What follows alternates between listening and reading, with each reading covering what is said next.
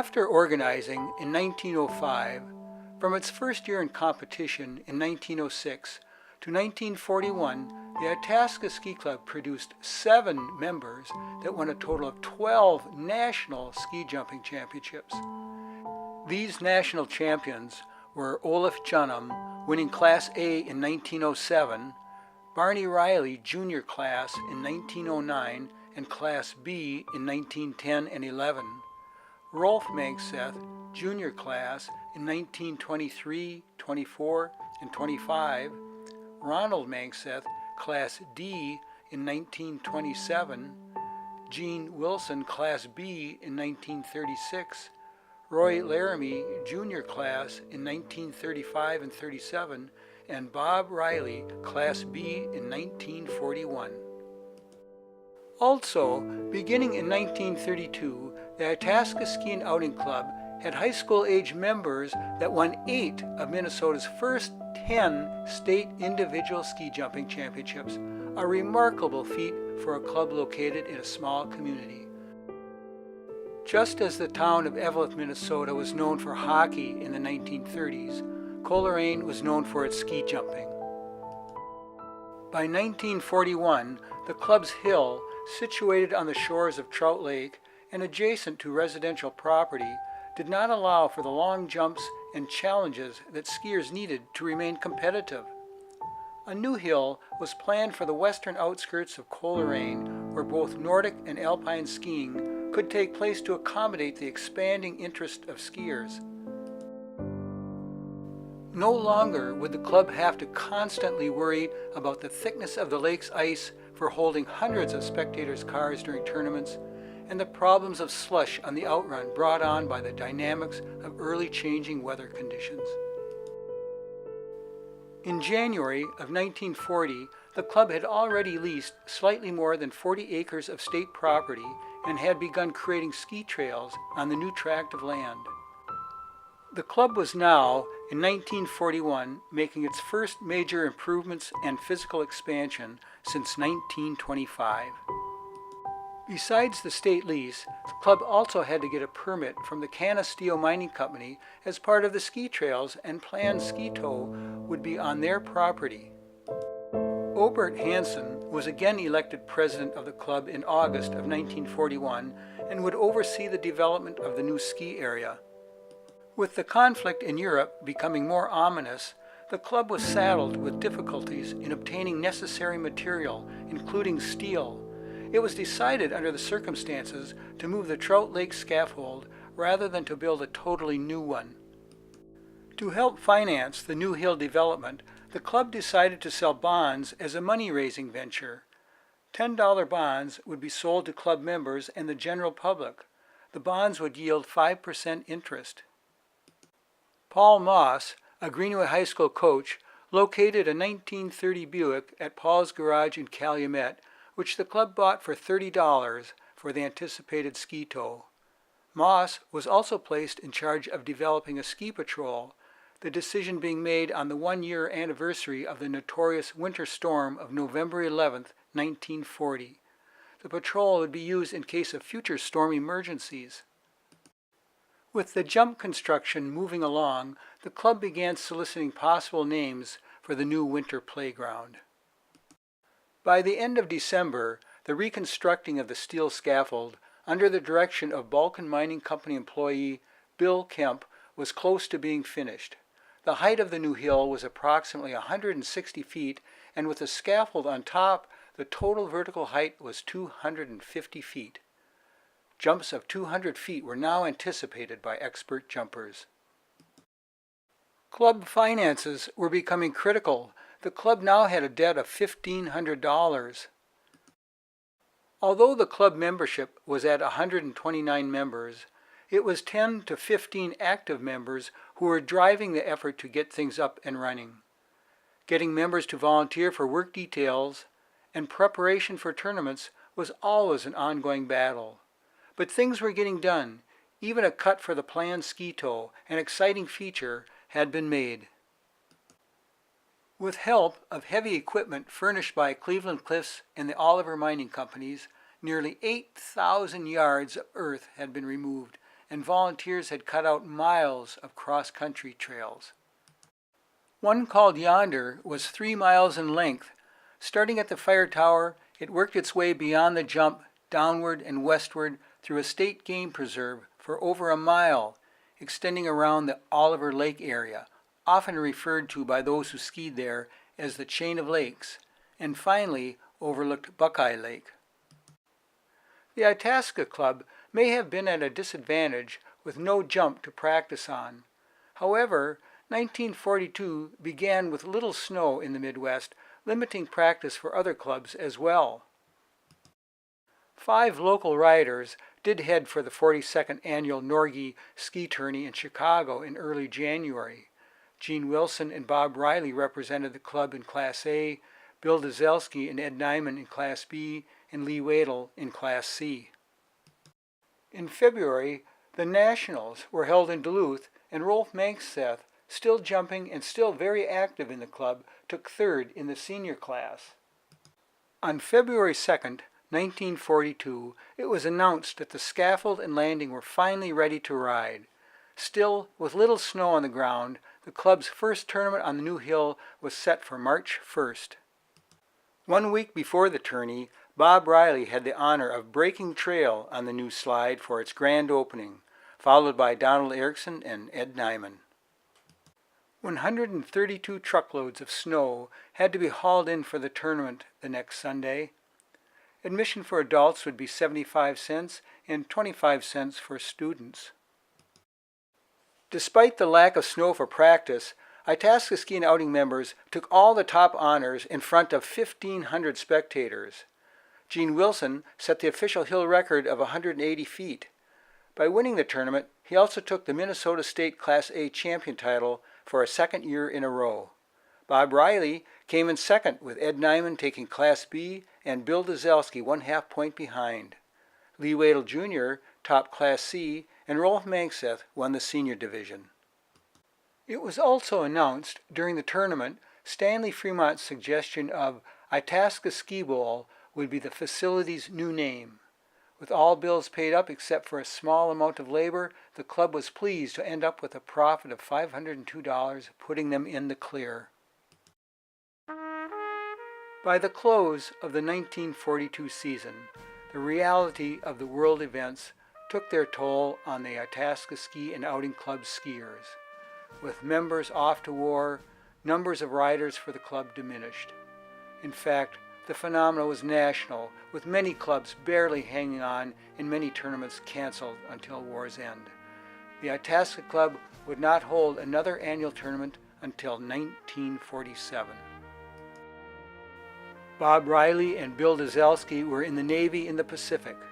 Dzelski was unlucky to be on the ill-fated Indianapolis when it was sunk, but lucky enough to have survived the shark-infested waters with 314 other men of the ship. Bud Lafreniere was in the Army with the mountain troops, where Uncle Sam was recruiting skiers with the right skills to handle mountainous terrain.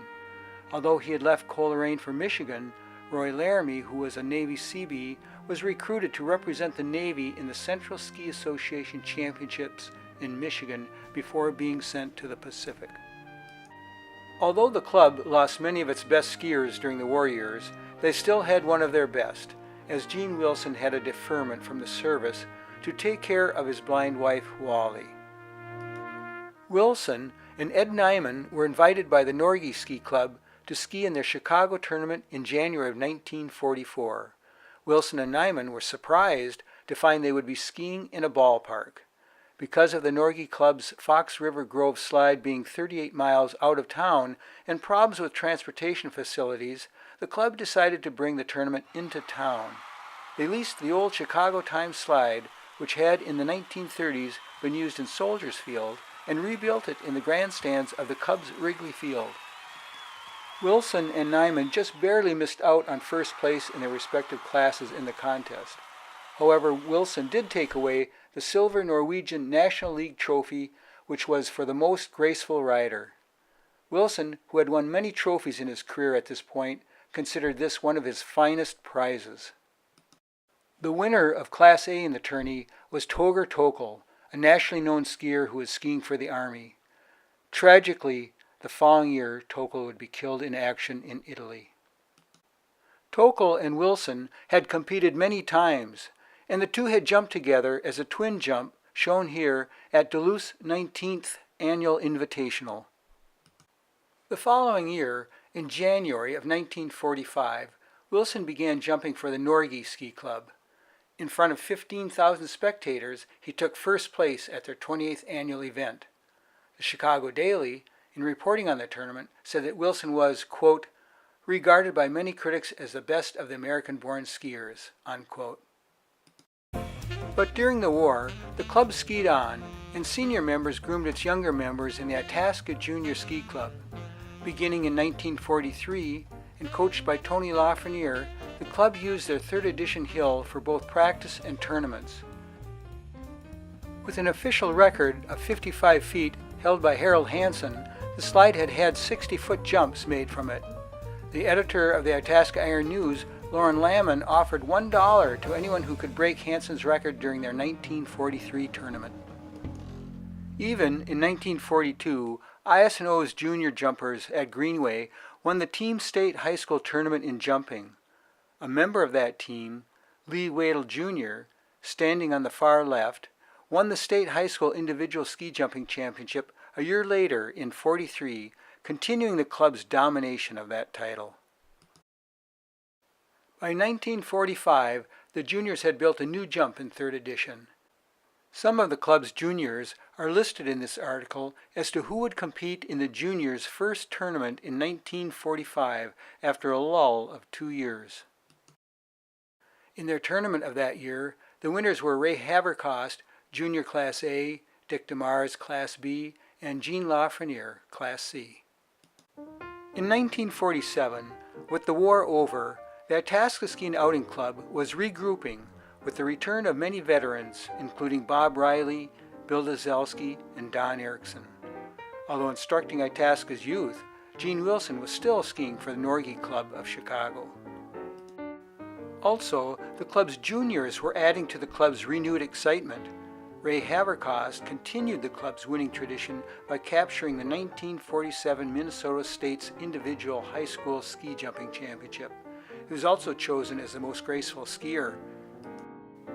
Young skiers like Don Gilman, Dick DeMars, Art Johnson, and Ed Subchak were turning heads with their jumping abilities. Others, like Art Toms, Bob DeMars, David Yell, Don Mester, and Burton Weiss, excelled in cross country.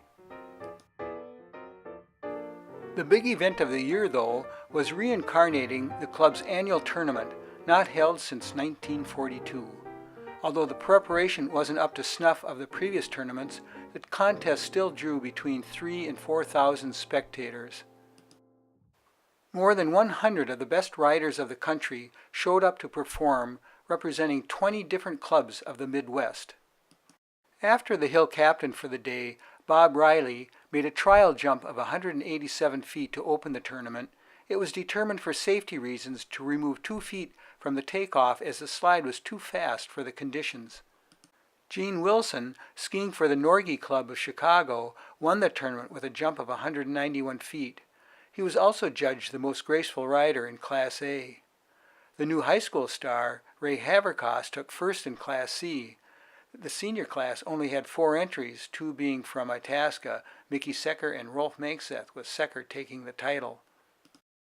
At the end of the season, Harold Grinden, the official historian of the National Ski Association, made his annual selection of the Central Division's all-star team, which includes skiers in Minnesota, Wisconsin, Michigan, Illinois, and North Dakota. On his selection of 22 competitors, 3 were from the Itasca Club: Bob Riley, Gene Wilson, and Don Gilman. Roy Laramie, a former member of the club, was also included.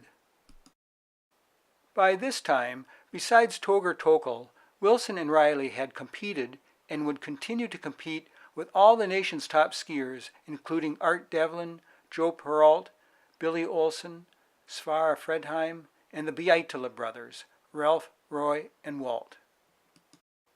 Wilson was himself rated in the top 10 nationally. In 1948, Wilson returned to ride for his beloved Itasca club.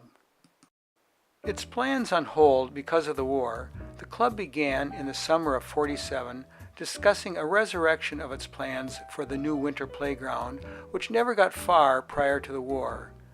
Even the ski tow had been put on hold. The club reached out to the local VFW, the Coleraine Civic Club, and the fire department, which all promised future assistance for the club.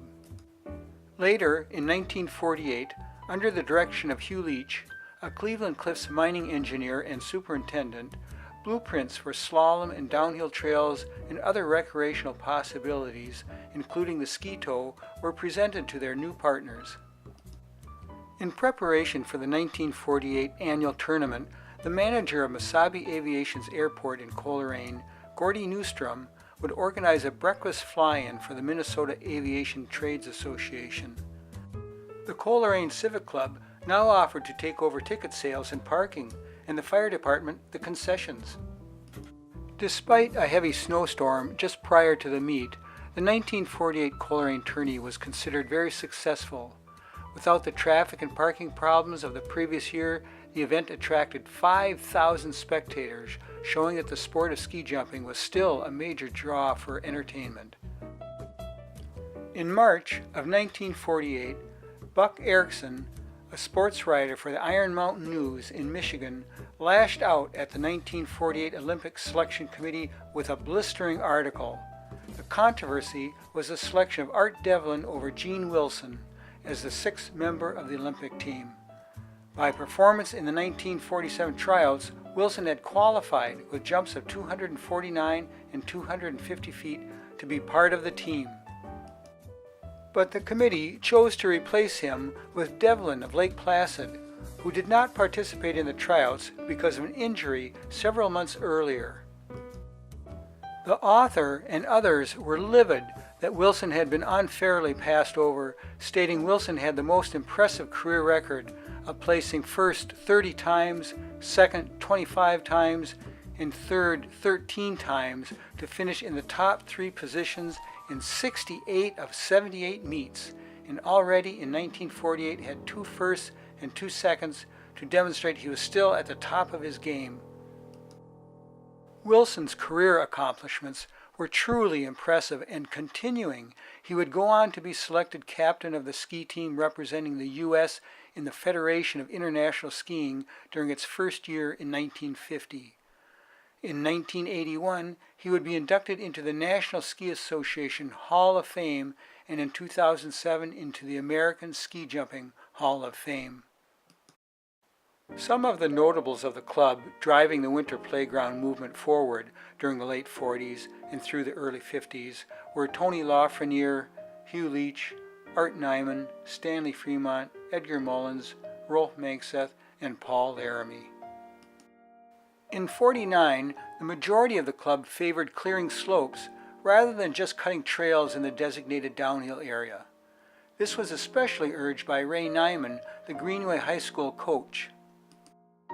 It was a constant struggle to get volunteers to work on the slopes and hill.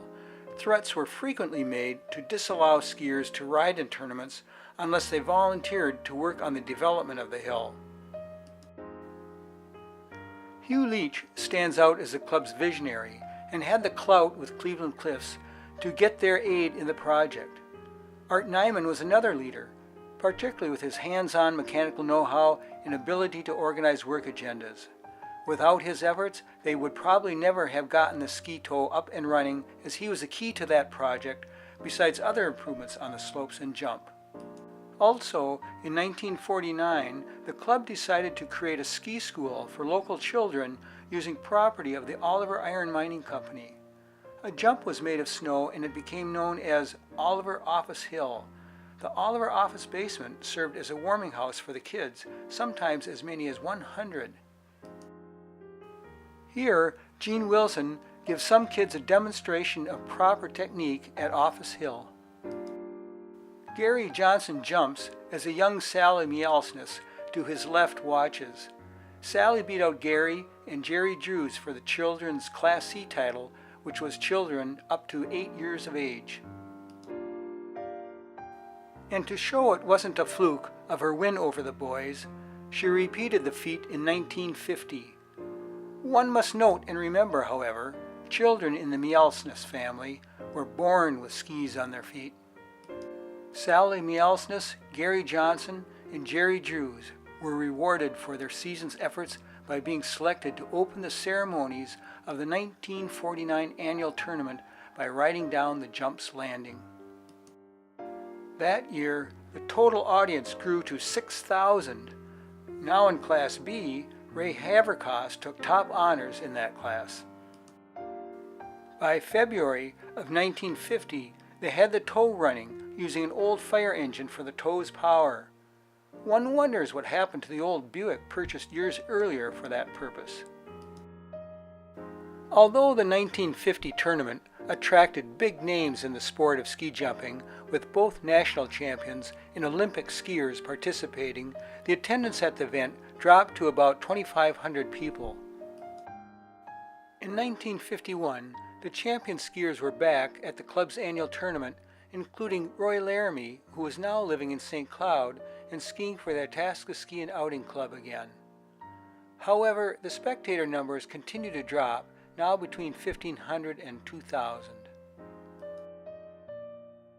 These lower numbers were a symptom of the times, with a continued dropping throughout the 50s, not only with the local club, but nationally.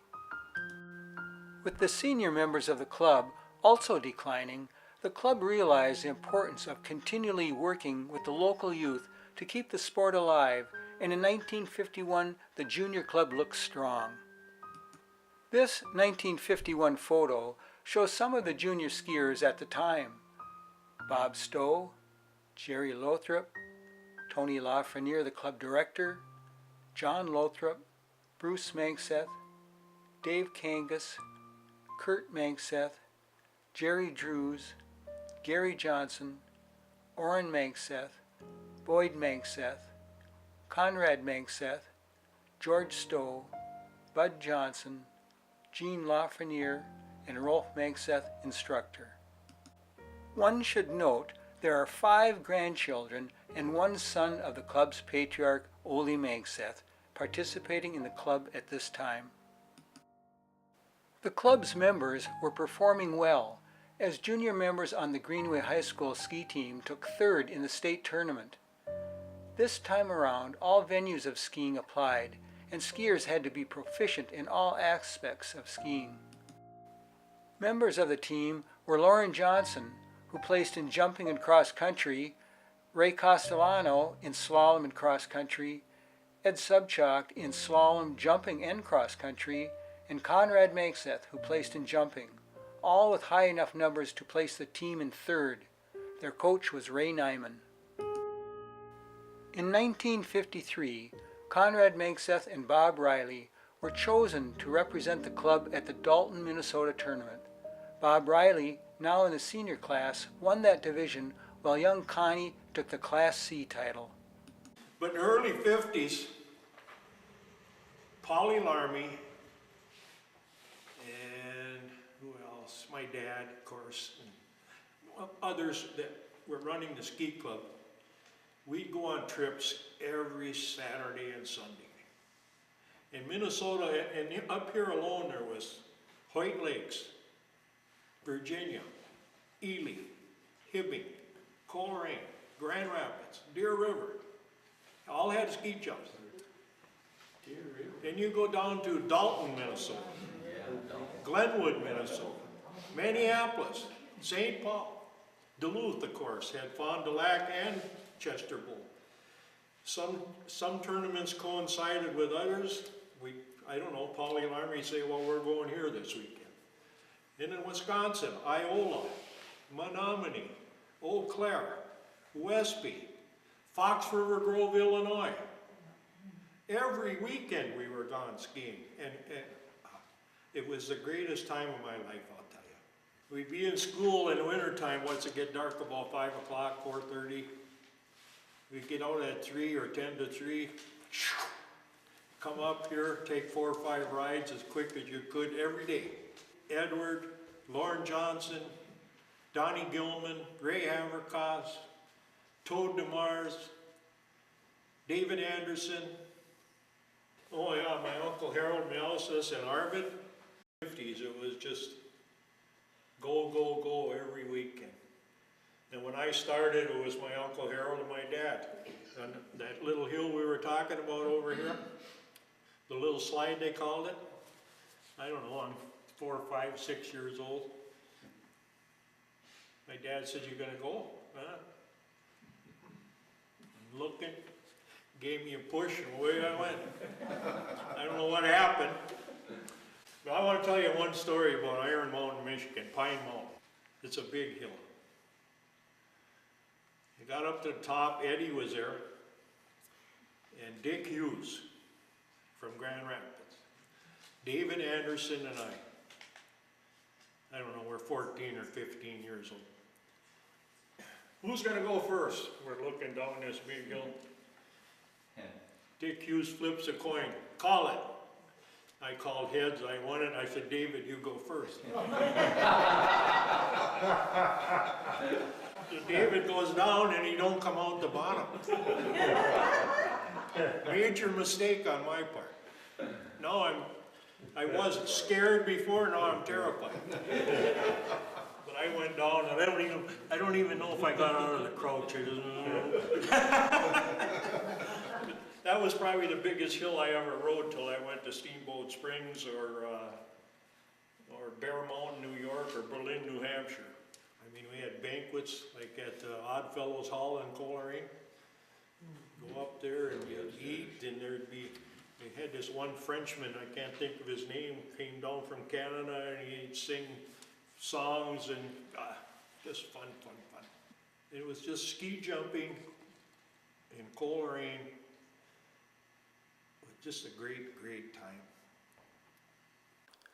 By 1953, though, the club was down to only 12 registered skiers, and the 60-meter jump was showing structural problems that needed repair.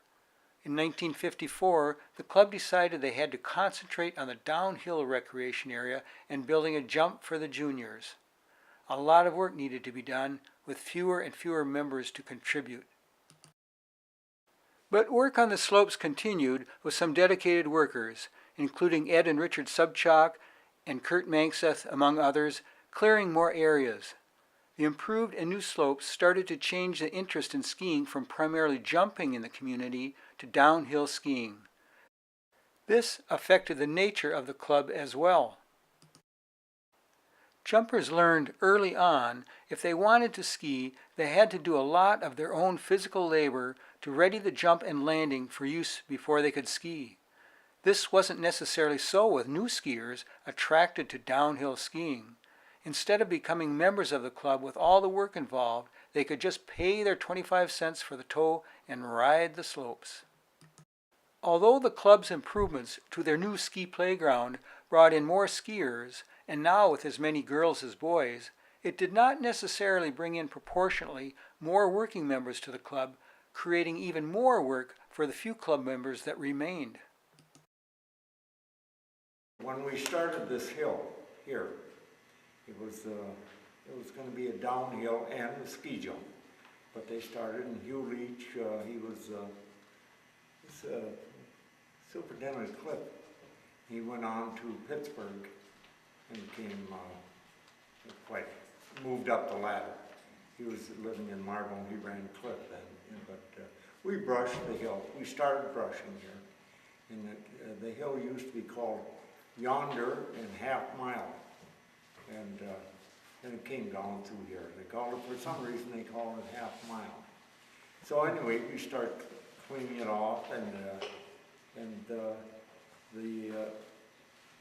Art Nyman and Hugh Leach,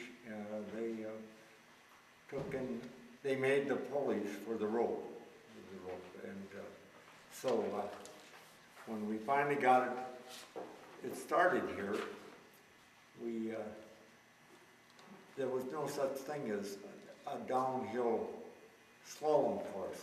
There was 2 tracks, and it went around, and all the people, when they started the hill, I believe it was 25 cents to buy a tow ticket, You held on the rope course, and that went through years and years. People would come from Virginia, Hibbing, and all over. There would be quite a few here. It was the funniest thing. The line was very long but the people would go up, and many a time this tow would stop because there were too many people on it. And these people would just jump in the tracks, and they'd come down and they'd grab a hold of the rope. It was just round, but they loved it. It was not, that was skiing. That was the beginning. Then all of a sudden it just fizzled out. There was nobody. It took just so much work.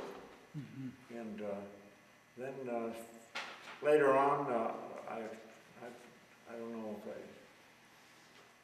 if I started brushing it, and Kurt and I, we were up there brushing, and the others, someone, but I remember Kurt and I, and we would brush, and this was the second growth now, and it was, the trees were 2 and 3 inches in diameter, and, we would brush it in the summer too, and I would brush until I was stung 6 times by bees, 6 times. Because there was nothing, in those days, there were bees all over, hornets all over, in the brush. And I'd go home then. But eventually we got it brushed, and we were always down at U.S. Steel trying to get Art Nyman to get a cat up here, and Hugh Leach too, or whoever it was at that time, but they would come up here with cats and work the hill. And the first chalet is, of course, all of you know where the first chalet was, right here.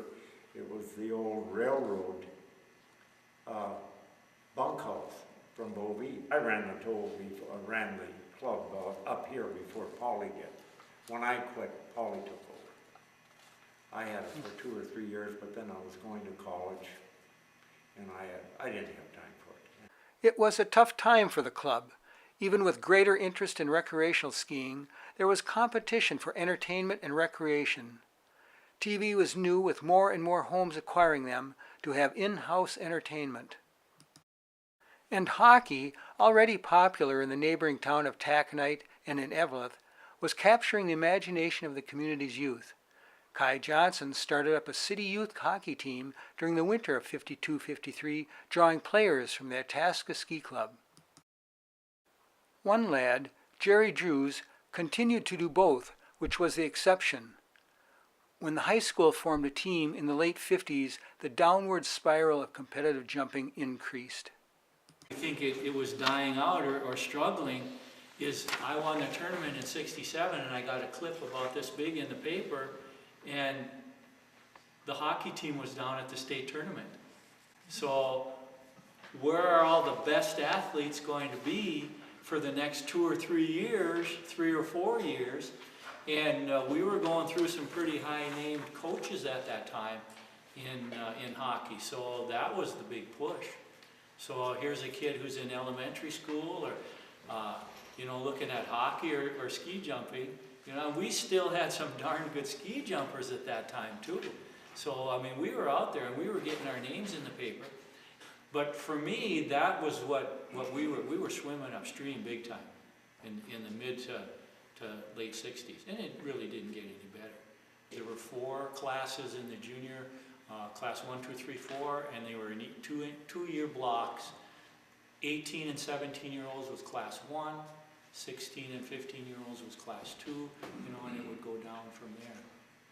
However, back in 1955, the club was already struggling, having a hard time attracting new members and those willing to put in all the work necessary to keep the facility going.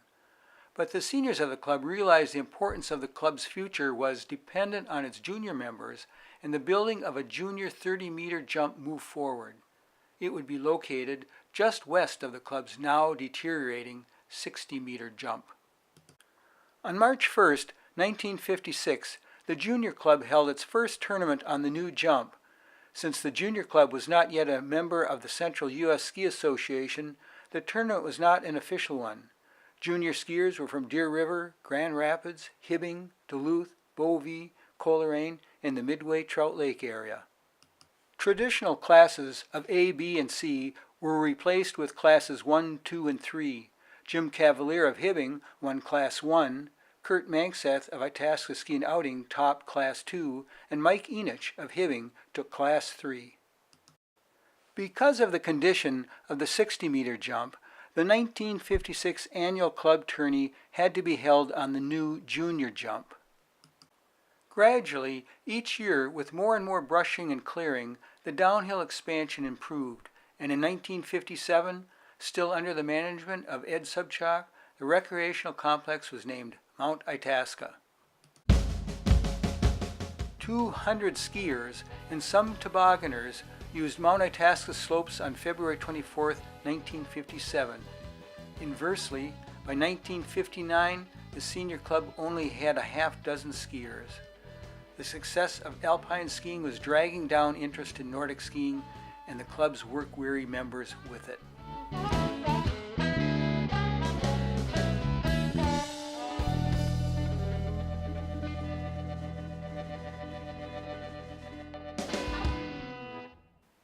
Desperate to save the 60-meter jump, in 1958, the club's small workforce logged off pine from the area as a source for lumber.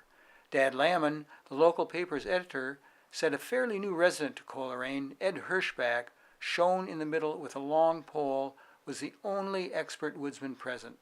He also said one other person there had a perfect record for the day, falling every tree exactly the wrong way. The timber was hauled to the Alder Ranger sawmill between Coleraine and Grand Rapids and cut into planking that was used to repair the 60-meter jump and extend its length by 20 feet to make up for shortening the tower to a level below the weakened part of the steel structure. This extra length was also necessary to give the skier enough speed to clear the knoll.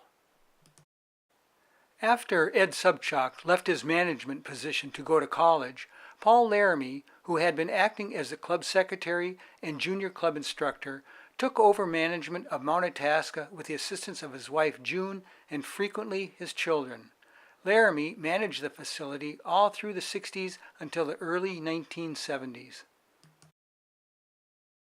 Downhill skiing remained popular throughout the 1960s, and the hill was a busy place on most weekends. By the time of its 53rd annual tournament in 1963, the club only had one jumper in Class A, Ed Subchak, two in Class B, Richard Baldy Subchak and Gerald Schwartz, and two juniors, Brian Johnson and Dennis Hirschbach. It would be the senior club's last annual tournament. Besides the fall-off in interest of jumping as a sport, both for participants and spectators, the club's now inferior jump could not draw spectators to its tournaments. The economy of the community didn't help matters either.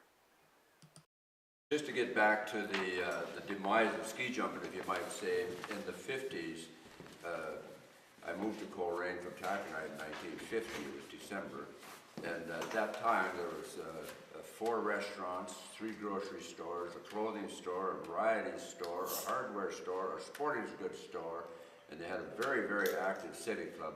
Mackey's had their garage, or there was Schuling's then, I believe, but there was a lot of business in Coleraine. And it had a very active civic club, which kept this organization pretty much intact. I mean, this place was run with volunteers, but they always seemed to step up to the plate when they were needed for whatever. The city of Coleraine was very cooperative, but when Main Street of Coleraine died, so did ski jumping. Anybody that's ever been in business knows that it takes people to run a business. It takes customers. And ski jumping brought 5,000 people out here at these early on tournaments, and of course that was trying to be rejuvenated and keep going. But I remember all the businesses being involved out here. They collected tickets, they sold tickets. I belonged to the city club when I was 18 years old. I was already contracting, so I was aware of that going on, and I collected tickets out there. So I think they had a big impact on keeping it going, and then when Main Street died, I think ski jumping and a lot of other things went downhill, because when you lose your economic impact in the community, you lose a lot. In 1960, the local Oliver Union number 2386 of the AFL-CIO sponsored the Ole Mankseth Memorial Trophy for the winner of the club's annual junior jumping tournament. The first winner of that was Bill Predovich, followed by Brian Johnson in 1961, Larry Wilson, the son of Gene Wilson, in 62, and from 1963 to 65, the winner was Pat Riley, son of Bob Riley. A tradition in ski jumping was anyone who won the trophy 3 years in a row was allowed to keep the trophy. So it was with the Oldie Manxeth Trophy. Pat Riley achieved that honor. For the next 2 years, the Riley tradition continued when Pat's brother Tim won the trophy. The junior jumper who won the trophy in 1968 was Jim Mackey. It was the last year the trophy was sponsored until 1976.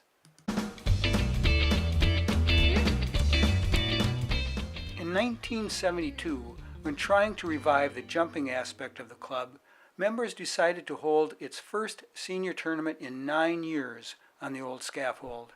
Gene Wilson, now 58 years old, opened the tournament by being the first jumper.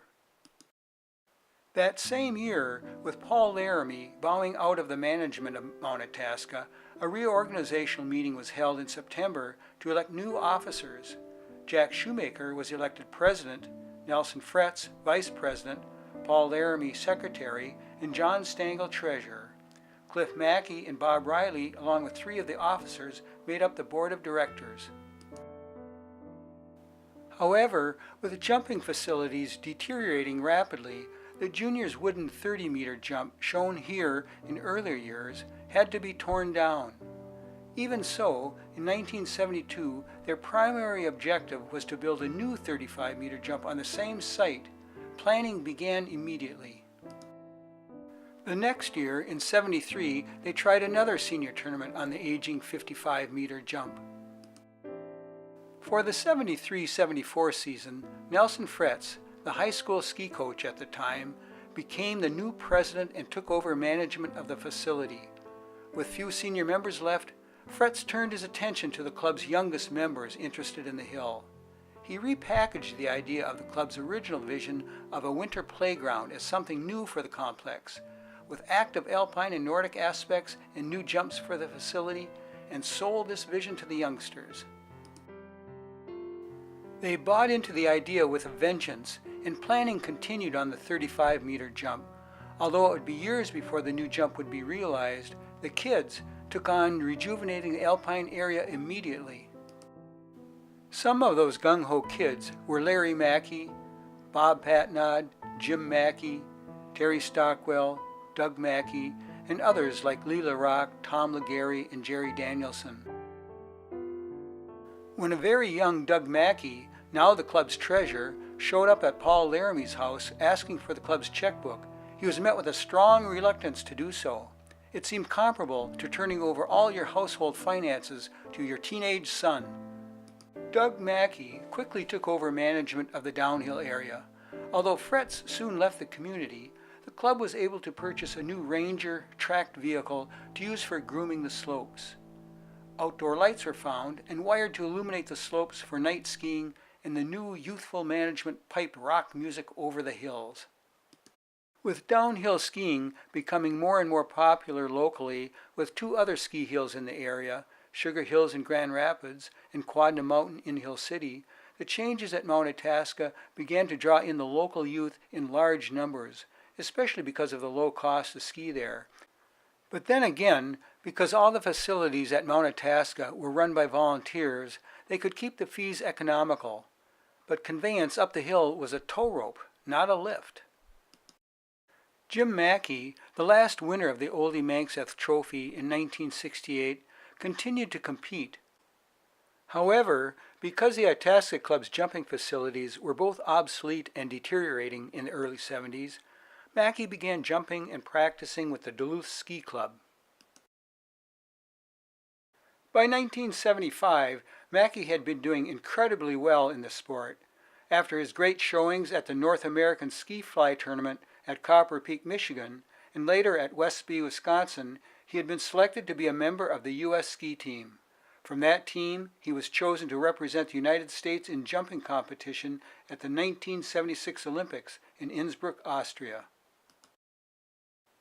After the '76 Olympics, he continued skiing with the U.S. ski team, improving his skills and picking up trophies along the way. His achievements further spurred on an interest in improving the Itasca Club's facilities and reviving the junior jumping program. The club created a 20-meter jump and held a junior tournament in 1976 where they began recirculating the old Emangseth Traveling Trophy, which had not been awarded to anyone since Mackey had won it in 1968. This intensified the interest in constructing the long-planned 35-meter jump, and with the help of a Blandin Foundation grant, it was constructed by volunteers and ready for a 1977 tournament. Gene Wilson, now age 63, opened the meet with the first jump. The following year, a new back tower was added and the slope contour was changed to make it a 40-meter jump.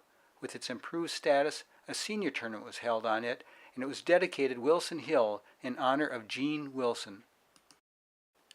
What once started out as a 60-meter jump, built on the shores of Trout Lake and moved to Mount Itasca, and now a 55-meter jump, was back in the news for a different reason.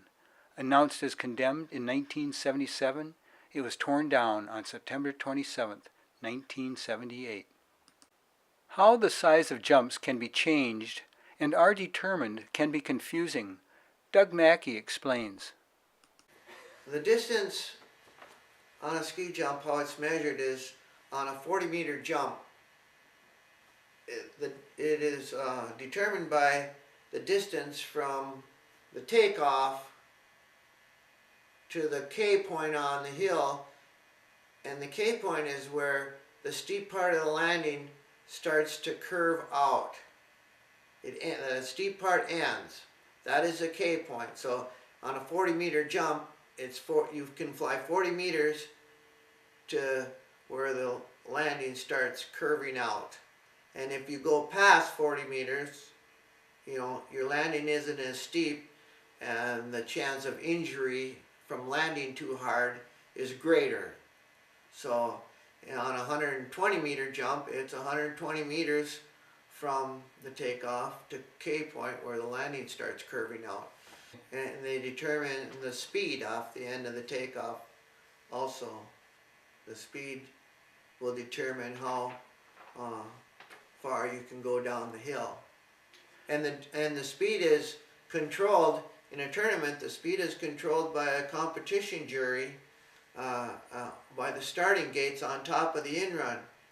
If it looks like the jumpers are going too far, where safety is a factor, then a meeting will be called. They'll stop the competition and start the round over at a lower gate. They can bring the skiers down one or two gates to lessen the speed of the takeoff on the takeoff, so they're not going to jump as far. And in the olden days, they didn't have the starting gates like they have nowadays to control the speed. So they would cut the takeoff back a foot or 2 feet. In 1979, the club held a second senior tournament on the new 40-meter hill and called it the Paul Laramie Invitational. Jim Mackey, still on the U.S. ski team, was again selected for the U.S. Olympic team and would compete in the 1980 Olympics in Lake Placid. We would train year-round. Probably 11 months out of the year we would train, as far as dryland training in the summer, and then go to plastic summer camps, and then we'd practice on snow on different jumps in the winter, still doing our dryland training. So yeah, we put in probably 2 hours of dryland training a day, building up to the Olympics, training for the Olympics. And we would then, in the winter, when we would practice on the jumps, when we were done jumping for the day practicing, we'd go to a gym and train another hour and a half, doing various exercises, weightlifting, plyometrics, sprint workouts, stair workouts. So it was quite intensive. The Olympic team and the national ski jumping team would all train together, And we would do it wherever we were at the time. We would we would train in Thunder Bay one week, then we'd go to Lake Placid, or we'd go to Steamboat. Train in the Midwest at Silver Mine Hill in Eau Claire and at Westby. Just we'd move around to different hills throughout the winter and enter their competitions, and then train there at the same time after the competition or before the competition. So it was a lot of training. To actually compete in the Olympics, it was probably the greatest thing that ever happened to me. Being in the starting gate and when they announce your name and skiing for USA, and it was just a thrill of a lifetime. I remember in Lake Placid, I drew the #1 drop, so I was the first jumper off, and in the starting game they announced my name and number and USA, and the whole crowd just, it was awesome how the whole crowd was cheering, and a feeling you'll never forget. Taken by his brother's accomplishments, Doug Mackey changed his interest from the management of the Alpine area to concentrating his efforts on both the jumping facilities and developing a good junior jumping program. Terry Stockwell, with his promotional abilities, took over as president of the club for the 77-78 season. Terry promoted big plans for the facility that got a lot of attention: a new 70-meter jump, a plastic landing for summer jumping, and a catapult machine which would propel jumpers so they did not need a tower, were his ideas for the club. The success of the club in the late 70s brought in new members. However, this created conflict in how best to manage Mount Itasca, with the club having its difficulties with squabbling over management and friction between members interested in the downhill and those involved with the jumping aspect. The alpine portion languished and was closed for most of the 1980s, while the jumping expanded. For the 1980-81 season, the jumpers left the ISNO club to form their own, calling it the Coleraine Ski Jumping Club. It was short-lived, though, and they rejoined the Itasca Ski and Outing Club within a few years. The 1983-84 season saw the opening of grant and aid cross-country ski trails at Mount Itasca. Leasing the rights to the trails from the state of Minnesota on the western side of the Mount Itasca complex, 4.6 kilometers of moderate to advanced trails were created with names like Otter Slide and Widowmaker's Run. Cavour Johnson was the administrator for the trails. The club's ranger, pulling a chain link fence, was used to groom the trails, and skiers set the track. In 2004, Wally Crook took over as administrator in the grooming of the trails. The rest of the decade was all about developing the jumping facilities and promoting the sport of ski jumping, and Doug Mackey led the charge. Rick Anderson also took on a more active role in the club and worked hand in hand with Mackey. The duo put in countless hours for the club throughout the 90s and 2000s. The old clubhouse was re-roofed, and the following year moved over to the junior jumping area. The junior jumping program continued to grow. While senior tournaments were spotty, junior tournaments became regular. Dennis O'Gorman and Wayne Olson joined Mackey in coaching the junior jumpers. All the determination and lobbying paid off in 1990 when the club obtained enough funds to begin construction of the long dreamt-for 70-meter jump. Over 90 tons of steel were used in its construction.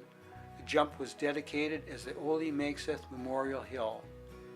On January 27, 1991, the Itasca Ski and Outing Club held its first senior tournament on the new scaffold. Mount Itasca was back as a major tournament location. The success of acquiring the 70-meter emboldened Kurt Mankseth, Jerry Danielson, George Dimich, whose grandchildren were in the junior jumping program, and Doug Mackey to start thinking big about the alpine area and resurrecting it. Their plan was to obtain the chairlift from the now closed Sugar Hill ski area outside of Grand Rapids and move it to Mount Itasca. Moving it and installing it was no small feat. A lot of preparation had to be done. Under George Dimich's leadership of the group, and with his know-how, his equipment, and his expertise at fabricating, they not only moved the lift, towers, and powerhouse from Sugar Hills, but also added 500 feet to it to fit the longer Mount Itasca Hill. By 1994, it was operational, transforming the downhill area. The 90s saw a modern-looking ski complex at Mount Itasca, providing a wide range of ski activities, and it was getting plenty of use. Rutgers of Sugar Hills donated 400 pair of downhill skis and related equipment. Now, with more sophisticated equipment and facilities, the club realized it could not manage the place with just volunteers and hired their first manager, Dave Clark. 1998 saw the finishing of a new, modern, spacious chalet with a small kitchen and indoor plumbing with toilets, further transforming Mount Itasca. In 1999, the club added plastic to the landing of the 70-meter to allow summer jumping, creating a year-round training facility for the ski jumpers. Plastic broom-like sheets created the landing surface, and water running over them would create the necessary lubrication for glide. Also in 1999, John Hirschbach won the right to keep the Ole Manxeth Trophy by winning it his third year in a row. The new chalet allowed for an expansion of other clubs to use the complex.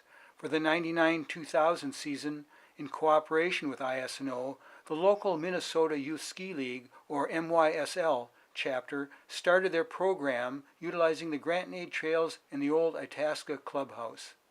That first year, MYSL had just one participant, young Bob Carter, but by the next year the program blossomed and would continue to grow.